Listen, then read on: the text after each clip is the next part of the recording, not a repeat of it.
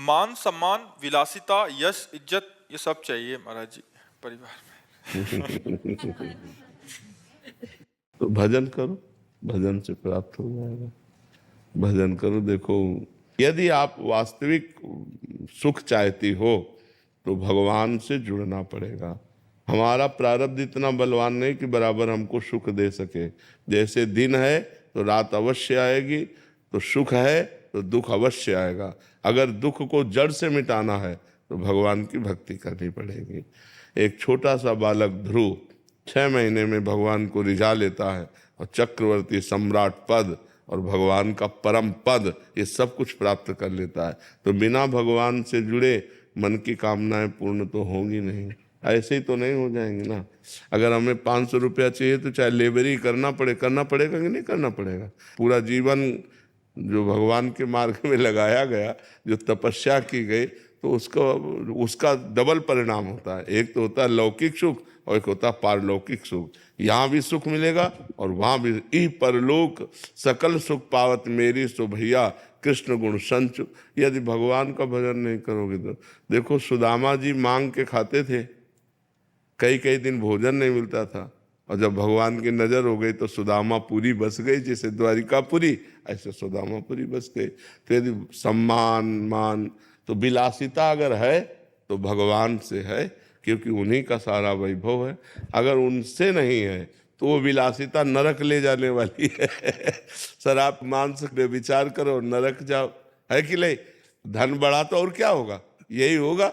विलासिता में अगर भगवान से जुड़े नहीं, पूर्व पुण्य तपस्या के बल से धन वैभव आ गया तो इस समय यही भी भोग सुहाएगा। तो इसलिए हमें लगता है सही विलासिता प्राप्त करने के लिए भगवान का भजन अनिवार्य। भगवान का भजन करते हो, कहोगी हाँ। अगर सही माने में भगवान का भजन होने लगे तो इनसे घृणा हो जाएगी। जो आप चीज कहते हो, विलासिता से घृणा हो जाएगी। तो विलासिता का अगर सही भाव प्राप्त करना है तो लक्ष्मीपति भगवान है, अनंत वैभव, अनंत ब्रह्मांडों का वैभव। तो भगवान की आराधना करो और वो दे, तब आनंद आए। क्यों? अच्छा, विलासिता कितने दिन टिकेगी जब शरीर टिकाऊ नहीं। जब शरीर विनाशी है तो विलासिता कितने दिन चलेगी। इसलिए अविनाशी भगवान का भजन कर लो और दुख सुख जैसा है उसको सह लो, तो परलोक बन जाएगा। परलोक यहाँ का सब टिकाऊ नहीं है। विलासिता यहाँ का सुख टिकाऊ नहीं। काफी सुख तो भोग ही लिए। अब आपसे पूछे आपके पास क्या है, आप सोचो आपके पास क्या है, अनुभव क्या है? कुछ अनुभव नहीं है। बस उसी की चाह है जिसका कोई अनुभव नहीं है। उसी की चाह है जो कोई टिकाऊ नहीं। अरबों बैंक में आपके जमा हो और आप मर जाओगे तो 1 रुपया जाएगा क्या आपके पास? यार बेकारे कमा के रखो, अरबों तुम्हारे काम में तो नहीं आए। इतना व्यवहार, इतना पद प्रतिष्ठा, यदि परलोक के लिए तुमने भजन नहीं किया तो यहाँ से जब जाओगे तो न तुम्हारी पढ़ाई जाएगी, न तुम्हारी प्रतिष्ठा जाएगी, न तुम्हारी गाड़ी जाएगी, न तुम्हारे मित्र जाएंगे, न तुम्हारा बैंक बैलेंस जाएगा। अब अगला जन्म पता नहीं इसकी कौन सा जन्म हो। इसलिए हमको चाहिए कि मनुष्य जीवन में ऐसे आचरण करें कि पाप ना हो, और ऐसे आचरण करें कि हमें भगवान की प्रसन्नता मिल जाए, हमारा अगला जन्म ठीक बन जाए। तो खूब नाम जप करो, सत्संग सुनो, शास्त्रों का स्वाध्याय करो और पवित्र आचरण करो।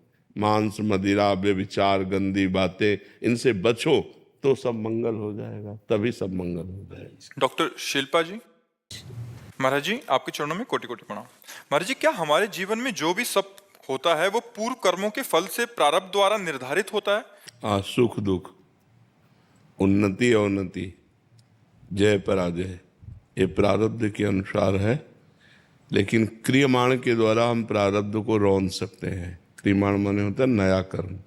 नया कर्म भगवत भक्ति, भगवत अनुष्ठान, शास्त्रों का स्वाध्याय, परोपकार, तीर्थों का अवगाहन, इन पवित्र कार्यों के द्वारा हम आती हुई असफलता को बदल सकते हैं सफलता में।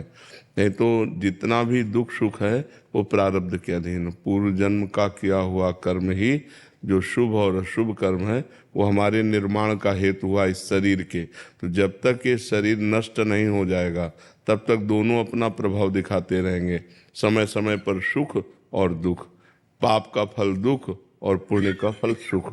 अगर हम नया कर्म अनुष्ठान करें, मनुष्य जन्म नया कर्म करने का अधिकार रखता है और कोई योनि में नए कर्म करने का अधिकार नहीं है। तो अगर हम नया कर्म करें, जैसे देवी जी का अनुष्ठान करें, दुर्गा सप्तशती, भगवान शंकर जी का अनुष्ठान करें, भगवान हरि का अनुष्ठान करें, गोपाल शास्त्र नाम, विष्णु शास्त्र नाम और यजुर्वेद के द्वारा मंत्रों का अनुष्ठान, तो इसके द्वारा हम अनुष्ठानों के द्वारा अपने प्रारब्ध को बदल सकते हैं। अब आजकल कोई भक्ति या अनुष्ठान में लग नहीं रहा, केवल आधुनिकता ही आधुनिकता, तो पूर्व कर्म के अनुसार सफलता या असफलता प्राप्त होती। तो सफलता प्राप्त हुई तो हर्षित हुआ, असफलता प्राप्त हुई तो शोकित हुआ, लेकिन उसकी सफलता ज़्यादा दिन टिकती नहीं है, क्योंकि नया कुछ है नहीं। तो पुराना जितना हिसाब है उतना वो भोग लेगा, और नए में जो कर्म कर रहा है उसमें पवित्रता कम होती है, अपवित्रता ज़्यादा होती है। मनमानी आचरण अपवित्र आचरण होते हैं, तो उसके द्वारा कोई लाभ मिलना नहीं, अब उसका अगला जन्म भी बिगड़ गया। तो इसलिए हमें लगता है मनुष्य जन्म में सुख और दुख को सहकर भगवत भक्ति का अनुष्ठान करते हुए हम पूर्व को भी गिरा सकते हैं और आगे का भी संभाल सकते हैं। तो आगे का संभालना और पूर्व का बिगाड़ना, जो पूर्व के गंदे आचरण किए हुए फल हमारे सामने आ रहे हैं, उनसे लड़ने की सामर्थ्य ये अध्यात्म के द्वारा ही प्राप्त होगी। तो अध्यात्म को स्वीकार करना चाहिए, नाम जप करना चाहिए, सत्संग सुनना चाहिए, शास्त्रों का स्वाध्याय करना चाहिए और गलत आचरणों से बचना चाहिए। ईश्वर चंद जी बिहार से।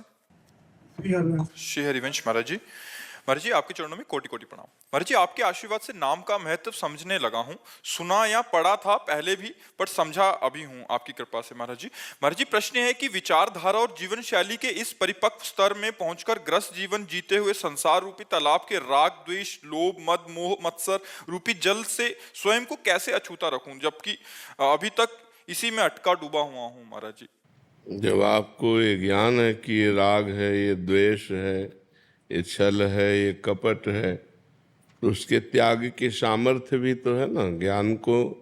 ज्ञान में सामर्थ्य भी होती है। जब हमको पता है कि ये राग है, इसमें बंद करके जन्म मृत्यु के चक्कर में फंसा जाता है, राग से ही द्वेष उत्पन्न होता है, तो हम भगवान नाम जप करते हुए राग द्वेष रहित क्यों नहीं होते? होना तो आपको ही पड़ेगा। हम इसे पकड़े, अब हमें कोई छुटावे? तो ये थोड़ी हमें पकड़े है, हमने पकड़ा है। ऐसे ही राग हमने किया है, कोई हमसे राग कर रहा है क्या? हम राग किए हुए हैं, हम ही द्वेष कर रहे हैं, हम ही बंधे हुए हैं, और हम ही कह रहे हैं हम ही बंधे हुए हैं, कोई छुड़ा दे। एक संत ऐसे आम के पेड़ को कस के पकड़ लिया, एक राजा से कहा मुझे छुड़ा दो, आप बहुत बलशाली हो। तो हंसने लगे, महाराज आपने पकड़ा है, आप ही छोड़ो। तो बोले हाँ, इस माया को तू ही पकड़े, तेरे को ही छोड़ना पड़ेगा। कहीं माया नहीं पकड़े, कहाँ पकड़े हमें बता? ये माया रूपी शरीर है, इसी को मैं मान लिया, मैं मान लिया, इसी से राग द्वेष होने लगे। अगर हम प्रशांत आत्मा राग द्वेष रहित हो जाए तो अभी अंतःकरण शांत हो जाए।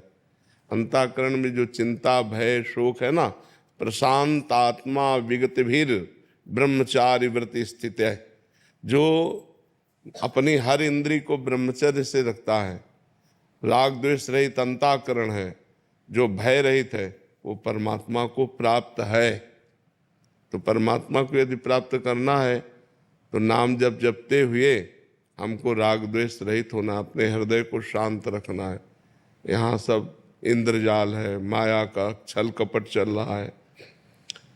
भगवान को देखो तो कहीं कुछ नहीं है, भगवान को नहीं देखा तो सब माया ही माया है। दो ही हैं, एक भगवान की माया।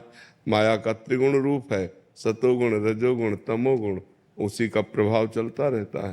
तो हमें चाहिए कि भगवान नाम जप के प्रभाव से हम राग द्वेष रहित स्वयं हो। सामने में जब हम भगवान देखकर बर्ताव करेंगे तो राग द्वेष नहीं होगा। अपने भगवान से हम द्वेष करेंगे क्या? और सामने भगवान है तो प्रेम होगा, राग नहीं होगा। राग बंधन कारक है, राग द्वंद्व के अंतर्गत आता है। राग का द्वंद्व द्वेष है। जैसे जय का पराजय है, मान का अपमान, तो राग का द्वेष है। तो राग द्वेष रहित, मान प्रतिष्ठा की भावना रहित जो हृदय होता है वो शांत होता है। जो भगवान से चित्त को जोड़े होता है वो भय रहित होता है। भय, मैं शरीर हूँ, ये जितना भाव दृढ़ रहेगा उतना भय होता रहेगा। और भगवान मेरे हैं, ये भाव जितना दृढ़ होगा उतने निर्भय होते चले जाओगे। और हर इंद्री का ब्रह्मचर्य चाहिए, हर इंद्री का ब्रह्मचर्य, तब वो भगवान को प्राप्त होता है, तब उसे भगवदानंद की प्राप्ति होती है। शब्द, स्पर्श, रूप, रस, गंध, 5 ज्ञानेंद्रियों के द्वारा जो भोगा जाता है, ये शास्त्र धर्म युक्त भोगा जाए और खूब नाम जप किया जाए तो भगवान की प्राप्ति हो जाए। पर यहाँ तो मनमानी सब चल रहा है, शास्त्र के अनुसार कहाँ चल रहा है। तस्मात् शास्त्रम प्रमाणम ते कार्या कार्यो व्यवस्थितो, कार्य और अकार्य की जो शास्त्र ने व्यवस्था की कौन मान रहा है। जो मान रहा है वो आनंद को प्राप्त हो रहा है, जो नहीं मान रहा है वो चिंता भय शोक को प्राप्त हो रहा है। इसलिए छूटना हम ही को है, अपने द्वारा अपना उद्धार करना है। कोई अपना उद्धार नहीं कर सकता, कोई दूसरा अपना उद्धार नहीं कर सकता, अपने द्वारा अपना उद्धार करना है। हम जो सुना, हम जो पढ़ा, उसे अपने जीवन में उतारे और खूब नाम जप करें, भगवान की प्राप्ति हो जाएगी। समझ पा रहे हैं आप? केशा जी, भाव सार से। राधे राधे गुरुजी। गुरुजी, मैं सूरत से आई हूँ। मैं पेशे से मनोचिकित्सक हूँ। जो लोग डिप्रेशन, डरना, मन उदास, अकेलापन के साथ मन बुद्धि लोगों का उपचार करती हूँ। अपने सेशन में कई बार आपके सत्संग में सुनी बातों को भी बताती हूँ, जैसे जल्दी उठना, साफ सफाई, ध्यान रखना, ऐसी बातों को। महाराज जी, क्योंकि अधिकतर लोग आत्महत्या के लिए विचार करते हैं, दिन भर ऐसी नकारात्मकता भरी जब अधिक पाप हो जाता है, अधिक पापाचरण हो जाता है, तो शरीर नष्ट करने के लिए स्वयं ही प्रेरित कर देता है मन। ये जो आत्महत्या है ये अधिक पाप का कारण है। अधिक चिंता, अधिक शोक, ये सब पाप के लक्षण है। अधिक चिंता, अधिक शोक हुआ और नकारात्मक भाव बढ़ गए तो उसको लगता है कि शरीर शांत कर दें तो हम शांति को प्राप्त, लेकिन ऐसा नहीं है। जी, दूसरों को तो बचा देती हूँ, बट इतना खुद निराश हो जाती हूँ कि ऐसी लगता है कि इतना मदद करने पे भी फिर लगता है कि इसको छोड़ दूं क्या पेशे को। नहीं, पेशा न छोड़िए, अब भगवान का नाम जप कीजिए। नाम जप से आपके हृदय में इतनी सामर्थ्य आ जाएगी कि आप दूसरों को सुख देने वाली बातें करते हुए दूसरों के दुख से आप लिप्त नहीं होंगे। जैसे डूबने वाले को बचाना है तो हमें वस्त्रादि का, अगर हम स्वयं अच्छे तैराक नहीं और गए तो डूबने वाला पहले हमको डुबोएगा। सांस लेना, चतुर यही है कि उसे कोई डंडा, कोई वस्त्र पकड़ा दे और फिर उसके सहारे उसको खींच ले। तो ऐसे ही जो शोक में डूब रहे हैं, जो डिप्रेशन में डूब रहे हैं, जो नकारात्मक भाव में डूब रहे हैं, हमें चाहिए हम बात पकड़ा दें उनको, हम उनके दुख में लिप्त ना हो, निरपेक्ष होकर। नहीं, वो उनकी बातें सुन सुनकर आप डिप्रेशन में पहुंच जाएंगे। अगर आप समर्थ नहीं है तो 10 से 50 लोग आप रोज मिल रहे तो सुन सुन करके दिमाग, क्योंकि वो सब सांसारिक बातें हैं, वो आपके दिमाग को कमजोर कर देंगे। यदि आप नाम जप कीजिए तो नाम जप में एक अपूर्व आनंद होता है हृदय में और उससे एक सामर्थ्य मिलती है। आप अपना व्यवहार बहुत अच्छा कीजिए, अपनी मृदु बातों के द्वारा, उत्तम बातों के द्वारा प्रवीणता पूर्वक दूसरों के मनोबल को पुष्ट कीजिए। कुछ औषधियाँ भी दीजिए और कुछ वाणी के द्वारा भी उनको परिपक्व कीजिए और आप नाम जप के द्वारा पुष्ट होइएगा, लिप्त नहीं होइएगा। अगर लिप्त होंगे तो फिर आप, जैसे अभी आप कहें तो आप लिप्त हो जाते हैं। लिप्त मत होइएगा, तटस्थ रहिएगा। वो उसके कर्म हैं बिगड़े हुए, आज हमारे पास आया है, हम सुधारने की चेष्टा करते हैं। वो प्रयास करे और भगवान कृपा करें तो ठीक हो जाएगा, नहीं ठीक होता तो भोगे अपने कर्मों का फल है। आप तटस्थ रहिएगा और नाम जप कीजिएगा। और ये बंद तो कीजिएगा नहीं, क्योंकि भगवान ने अगर ये प्रवीणता दी है कि अपनी वाणी के द्वारा हम दूसरे के दुख का निवारण कर सकें तो जरूर करना चाहिए। ये परोपकार की भावना से भी होता है, अर्थ ही सब कुछ थोड़ी होता है। हाँ, दूसरा थोड़ी तुम्हारी बातें सुनकर साहस किया, जीने का साहस किया, तो बहुत उत्तम बात है। वो जहाँ निगेटिव में जा रहा था उसे पॉजिटिव में लाइए, तो ये बहुत उत्तम बात है। इसे छोड़ने की तो बात कीजिएगा मत, इसे और बढ़ाइएगा और आप बलवान बनिएगा। सत्संग सुनिए, नाम जप कीजिए, तो आप आत्म बलवान हो जाएंगे। अध्यात्म बल से बलवान व्यक्ति सबके दुख को दूर करके स्वयं सुखी हो सकता है। महाराज जी, इनका एक शंका और थी कि नई नई शादी हुई है तो कह रहे थे कि बच्चे पे इसका प्रभाव तो नहीं पड़ेगा जो वार्तालाप हो रही है, कुछ समय के लिए छोड़ दूं ऐसा? नहीं नहीं, परोपकार की भावना है ना, तो हम कह रहे हैं बच्चा भी इन्हीं के अगर मार्ग का अनुसरण करने वाला हो और परोपकारी हो, तो वो कितने सैकड़ों हजारों लोगों के दुख को दूर करने वाला होगा। इससे नहीं, आप जो नाम जप करेंगे, आप जो आहार करेंगे, आप जो चिंतन करेंगे एकांत में, वो गर्भ पर प्रभाव पड़ता है। ऐसे बाहरी व्यवहार पर, नौकरी पेशा का गर्भ पर थोड़ी प्रभाव पड़ता है। गर्भ का स्वयं का जो गहरा चिंतन है वो प्रभाव डालता है। माता के उदर में जो बालक होता है, माता का जो गहरा चिंतन होता है, उसका प्रभाव, उससे संस्कार बनते हैं। तो इसलिए आप नाम जप कीजिए, भगवत कथा सुनिए, सत्संग सुनिए और स्वयं भगवत परायण रहिए, तो फिर दूसरों के दुख का निवारण करते हुए आप और आपका परिवार सुखी रहेगा।